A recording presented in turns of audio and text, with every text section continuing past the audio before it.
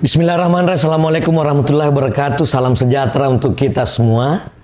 Saya tidak sedang bicara sebagai pengamat. Saya bicara sebagai seorang yang tumbuh bersama seragam, turun ke jalan bersama reformasi, dan hari ini berdiri di ruang publik.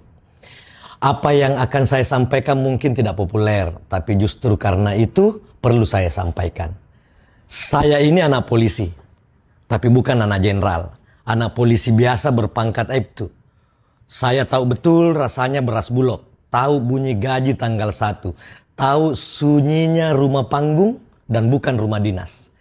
Dan tahu bahwa seragam bapak saya bukan simbol kuasa, tapi simbol kewajiban. Bahkan kadang menjadi simbol pengorbanan.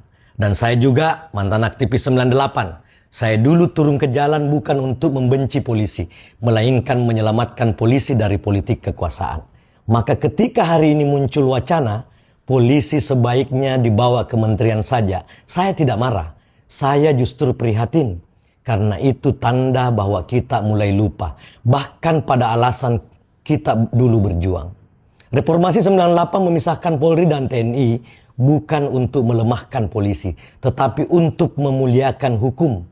Agar hukum tidak lagi berbicara dengan bahasa senjata. Agar polisi tidak lagi menjadi bayang kekuasaan. Polisi sipil itu bukan polisi jinak.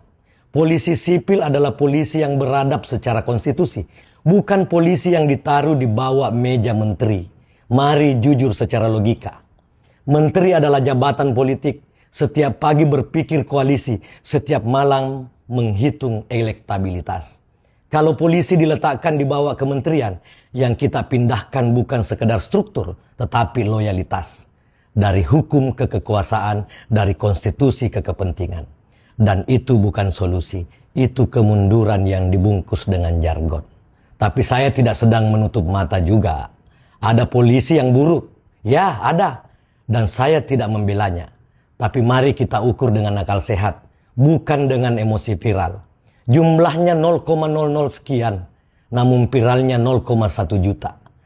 Karena kamera lebih suka skandal daripada pengabdian. Algoritma lebih mencintai kemarahan daripada kebenaran. Satu oknum jatuh, ratusan ribu polisi baik ikut ditampar. Dan anehnya kita menyimpulkan lembaganya yang salah.